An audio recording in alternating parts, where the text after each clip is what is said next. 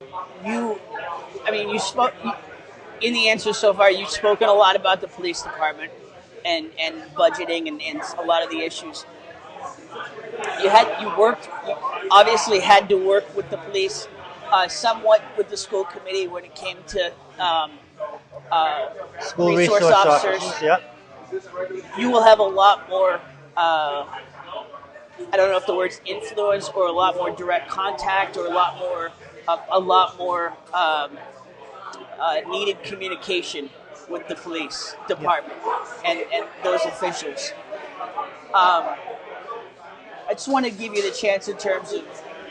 I don't think any of us are like anti-police. Oh, absolutely not. But so how do you clarify in terms of your frustrations with the budget issues, versus how you'll work with them moving forward? Sure, and I've already had some conversations with some of the superior officers, and I've said to them, look, I've been in your shoes. I was a union negotiator for 8 years. I was vice president. I successfully negotiated 2 contracts in my teachers union.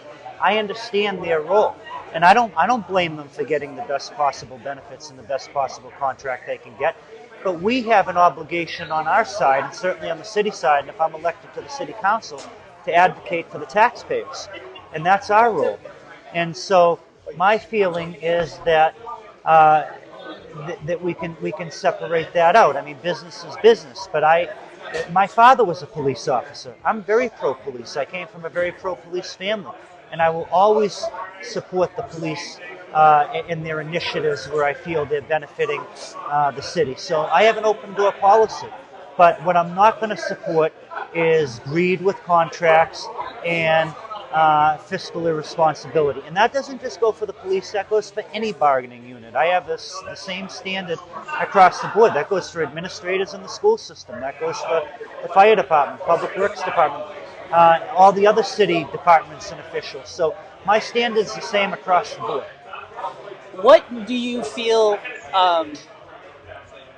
this current city council collectively has done well, and how do you think you can build on that?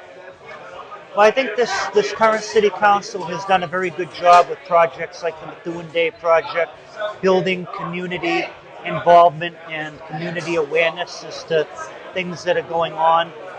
So I think they've done a very good job with that, and I would certainly be looking to build upon that, and I would hope that we can continue to do things like that, because I think it's a real benefit to the community. So I would certainly be looking to work with councillors that are still there to expand upon those types of community endeavors. At the same time, I think that the city council needs to be more proactive in requiring things. For example, a financial impact statement when they're negotiating contracts. The Inspector General's office posted a full report, which is on the website. You can check it out now on the Inspector General's website in Massachusetts, about how the city council violated its own charter by not requesting financial impact statements when they were negotiating contracts. This isn't me saying this. This is the Inspector General saying this in their report. So I think they need to do a better job following their own bylaws, their own city charter. So those are areas that need to be improved upon. So there's areas, and I realize they're part-time employees. I know not everybody's a lawyer or an accountant, but you need to, if you don't understand something, you need to ask the questions. And in all my years negotiating contracts, if I didn't understand something, I always asked the question.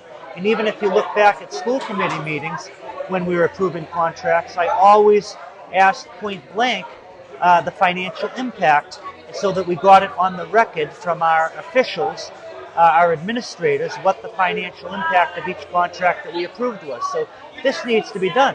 Tom Kelly was allowed to retire and not give the information that he was being requested of as to what councillors were in fact told about the real financial impact statement of the police superior contracts. So I think that was a shame.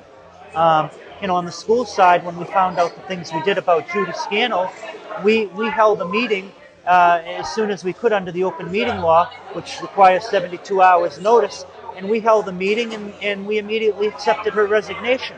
The same thing was not done when Tom Kelly was pressed. He was allowed to go months and months and months and retire without being held accountable.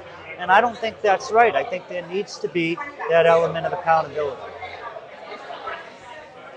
Where do you think the accountability is lacking? Is it that everybody's just friends, or people are afraid to take real stances, or like where's the breakdown been? Well, I think it's a combination of things. Don't think you can say any one thing. I think you can say that some people just don't want to be the lone voice. Some people are just don't understand the contracts or what they're reading, or even necessarily what they're hearing.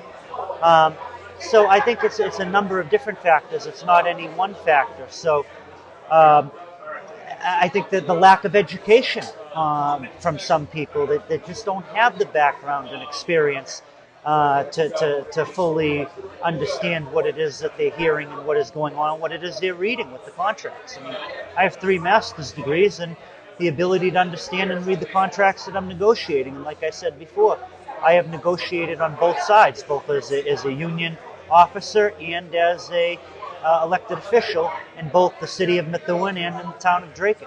So I have that experience. So I don't think, to answer your question, it's any one thing, Tim. I think it's a combination of factors. Where do you stand on some of the issues that the charter committee dealt with in terms of mayor versus city? Let's start with that. Mayor versus city manager form of government. Sure. This is a tough question because I came from a town, 2011, that I served as an elected official in for 12 years, that had a manager form of government. And there are a lot of things to like about a manager form of government. However, there's also, sometimes the grass isn't greener on the other side, because I also found that a manager form of government can also lead to a lack of accountability as well, because you can't just get rid of the manager if you don't like the manager's performance, whereas you elect the mayor. So you ultimately have to go through a board of selectmen to eliminate the manager, which makes things more complicated. So that can be good and bad depending on the dynamics of the city at the time. What I'd like to first of all say is I think this is a very healthy discussion, and the members of the Charter Committee have done yeoman's work in really looking at these important issues, and I think this is a very healthy discussion to be having, at least every 10 years to be looking at our charter, and I will be looking at very closely the recommendations. But I would also be open to maybe looking at what are ways that we can make the mayoral position more attractive. We don't pay in Methuen. The reason that we're not getting people with a lot of talent is it doesn't pay. It pays $80,000 a year. You're not going to get a mid-career professional to take time off from their job. It creates a very small talent pool. Exactly. Retirees are the ones that basically can afford to run, because the type of person that you need with the background that you need is making a lot more money in the private sector, and they're not going to come and run for mayor of Methuen, have to run a 6-month campaign for a 2-year position, and then be term limited to 6 years, and then have to go back and try to find another job. When you look, the last time that happened with Bill Manzi, who did that, and he ended up looking for another job for a couple of years before he was able to land a job after he left being mayor, and he ended up being the manager of Seabrook, New Hampshire, yeah. And I understand that they love him over there. But it's very difficult to leave, somebody, a mid-career professional, to leave their job like that and then try to get back in later. And that's why you're going to have a tough time attracting talent with the salary that we're paying. Now, having said that, I also agree with term limits. I'm a strong advocate of term limits, consecutive term limits across the board. They work in Methuen because they're consecutive and they're across the board. And I think that's a good thing. If you want to run for office again after 6 years, then take a term off and run. So I think take a term off. Is good. But I do think that you should take a term off if you're going to run for the same office. What I don't like is that some people bounce back and forth. But you're never going to have a perfect system under any form of government, and there are 4 possibilities to choose from. Municipal forms of government in Massachusetts, if the state allows you to choose from. and none of them are ever going to be perfect. However, I think ours is a pretty good one overall, but I think we need some reforms, some changes, and I think the charter committee has really done a good job looking at some of those things, and I'll be looking at very closely what they recommend. But the toughest issue that I have in terms of the major issues with reform on the charter that are being discussed is the mayor versus manager. Having lived under both, I struggle with that one, and I'm really not sure which way I want to go. If we stay with the mayor, I would certainly want to pay the mayor more. But if we go with the manager, we got to pay. Yeah, because it's okay to say I think there's arguments on both sides. Yeah, I'm really because I've seen it both ways, and I think that's the honest answer is to just say I really have to do some more homework on this one and really think about it because I've lived under both, and I like the accountability of the mayor being able to elect the mayor every 2 years. But I also know that we have to pay the mayor more. But if we were to go to a manager form of government, we're not going to get a manager to come in for $80,000 either. So we're going to have to pay a manager more to attract talent on that end as well. How do you feel in terms of the length of terms? I mean, like there's a lot of talk of making the mayor and the council, or the mayor 4 years, 4-year terms. Yeah. The council maybe going from 2 to 3, even though that the math doesn't quite work there. But I mean, right. How do you feel in terms of where we are with the length of the terms? Well, in Drake, we had 3-year terms, and we had a shorter election cycle. So it's not, I like the 3-year term a lot. I hesitate with a 4-year term because I think 4 years can be too long. I feel like 3 is the sweet spot, but everybody says I'm crazy for saying that. No, I personally agree with you, Tim. I like the 3 years. I think 2 years is too short if you're going to have 6 months of campaigning. It's just really it. When we campaigned in Drake elections, the municipal town elections were held in May. Papers came out at the very last week of February, and you had March and April, the campaign election held in the first week of May. It was a short election cycle, a 3-year term, and you attracted a lot of people to want to run for offices. In Methuen, the papers come out in May, and you're campaigning in May, June, July, August, September, October for the office. Almost 6 months. You're going into a 6-month for a 2-year position, and that's very time-consuming and time-demanding for people, especially people with families that have a lot of other obligations and people who work multiple jobs. And I know that we have a lot of people in Methuen that work multiple jobs in order to make ends meet, because one job in today's world for many people is just not enough to bring in the type of income that you need to for your family.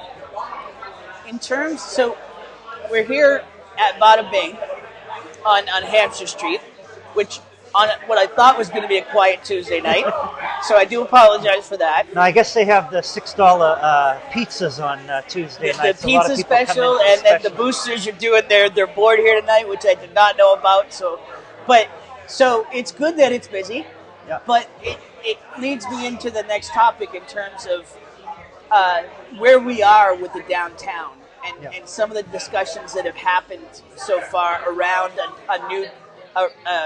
a revival of the downtown and a downtown development plan. It's something that it was a hot button issue last election cycle. It's kind of fallen into the background this cycle, but we're right in the heart. Your district's right in the heart of it. Absolutely. So where do you stand in terms of what we do with the downtown to make it better? Great question, Tim, and it has to be part of the master plan that the city develops. It's not going to happen overnight. If it's going to be done right, it's going to take years of planning to make the downtown what we really want to see it as. First and foremost, you need to attract the businesses, and I talked about that earlier, about lowering the commercial tax rate to try to attract businesses.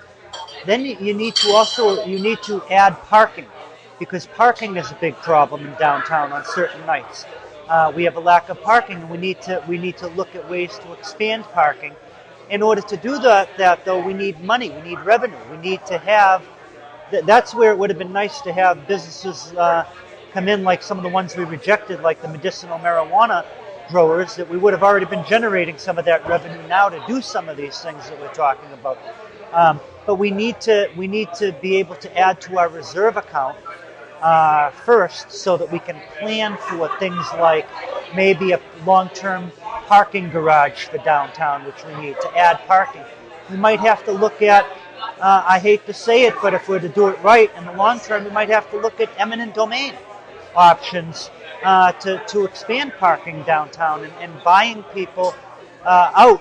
And certainly I would always advocate buying at market value, if not higher, because you're asking people to give up their homes if that were to happen. But if we're going to make the downtown what we really want to make it, then we need to explore the options of where can we put the additional parking, because parking is, to me, the number one problem downtown outside of attracting the types of businesses that we want to get here and improving the infrastructure, which we've already started to do. So these are things that we need to plan for, and these need to be part of a 5 to 7 year master plan for the city, and we need to budget accordingly to do these things. You've brought up a couple terms that people are almost even afraid to bring up: marijuana and eminent domain. I mean, they're like nasty words. They are, but they have to be part of the dialogue. So you're not afraid to discuss this in terms of how we run the city. Right, because we have to get into the 21st century. We're not a small town anymore. We have to bring these issues on board. I've been criticized, Tim, by some on social media and some out in the public because I brought up the issue of retiree health insurance. It's like a sacred cow. You can't talk about that. You can't talk about longevity. You can't talk about benefits. But you know what? Long-term fiscal planning requires that we look at these things and that they be brought to the table. And I'm not talking about impacting any of our current retirees. I'm talking about the benefit to future employees that come in. We have to stop. We can't have sacred cows anymore. We're a city in dire fiscal crisis. There is light at the end of the tunnel. I think we have the ability to recover, but we can't have the mentality that there are sacred cows that we can't talk about. Everything needs to be on the table for a discussion when we're planning strategically for our future. And that includes things like bringing in businesses like marijuana dispensaries and medical marijuana plants. Yeah, everybody says not in my backyard, okay? And yeah, I don't want it in my backyard either, but you know what? It already is. So it's already there. People are already using it. So if you drive down the street or you walk down the street, you're going to smell it. So it's there. We have to have these difficult conversations if we're going to move the city of Methuen forward. And like you said, Tim, I've never shied away from controversy, and I'm not afraid to bring up the hot button issues and topics that many people are afraid to talk about. So if the people want the status quo, I'm not their candidate. If the people want somebody who's going to stand up at these council meetings and talk about issues like this and bring these issues forward, then I ask that they please consider me as one of their 2 votes on November 5th. So I'm not a status quo candidate. I will bring forward and talk about the difficult issues. So in terms of when we talked about commercial development, what about like parks and recreation, green spaces, and making more space to attract more families in that way? Yeah. Where do you stand on how to solve that problem? Well, I'm absolutely in favor of land preservation where we can do it. I know in my former town in Drake-it, we had funds. We had land preservation committee. We had a community preservation account where we would purchase land and we would conserve that land and prevent development from going in. I know. So these are the types of things that we need here in Methuen. These are the types of things that we need to be talking about. A community preservation account. Well, you can't even do that unless you have a reserve account that you can draw from to begin that account. And that's why it's so important that we build up the reserve account, because there isn't a lot of land for sale in Methuen anyway. There isn't a lot of new areas to develop, but where there are areas that we can acquire, I would rather buy some of that land outright for, like you mentioned, Tim, green space. I'd rather that than 3 or 4 houses going in where you're going to have to pay for children to go through the school system. You're going to have to pay for more police, fire, and public works to provide for all these housing developments. So it's cheaper to buy the land outright and to preserve it. So, but that requires forward planning, and that requires a reserve account, and that requires a community preservation account to plan for that. So I'm all in favor, but it needs to be part of our long-term strategic plan. I've kept you for 45 minutes.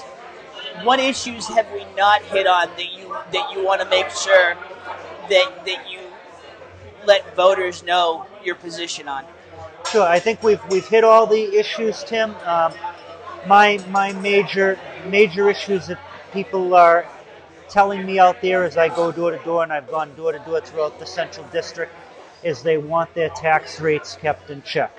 They want the basic services provided. They want good police protection. They want fire. They want fire protection. They want infrastructure improvements. They want their services from the DPW. And I think that our linemen, our firefighters, our police officers, our DPW workers, and many of our other city workers are doing a great job.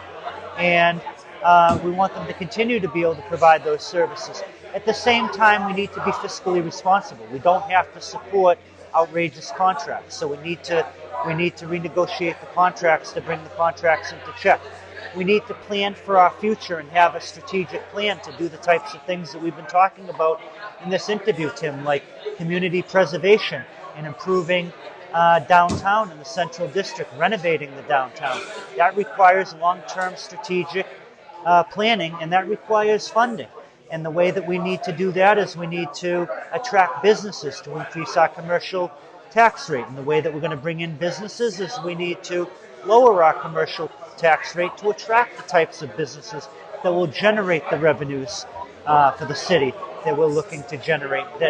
And that will enable us to build up our reserve accounts to be able to do the things that we would like to do. So those are some of my ideas for moving Methuen forward.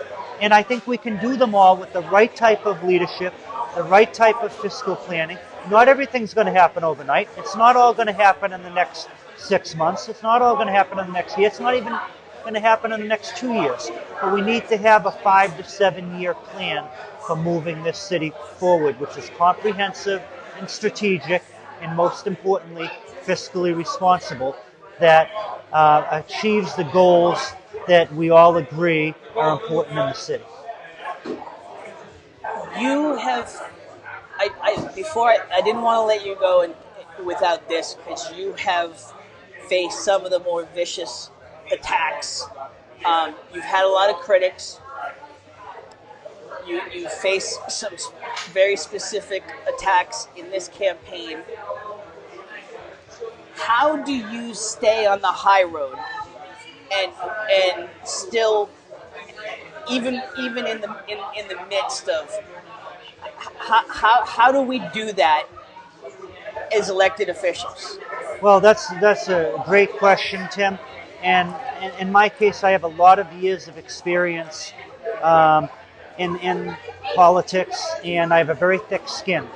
But a lot of people don't. And this, what you're talking about, the type of negativity that we're seeing, the negative ads, this is what drives people out of running for office in Methuen. For example, right now you have 5 people running for 6 seats on the school committee, and there will be write-in candidate as well, but you couldn't even get people to run for school committee because of things like this. So yeah, it can be very difficult, especially if you have a family and you're dealing with these types of attacks on a constant basis. But I deal with them because I have very thick skin.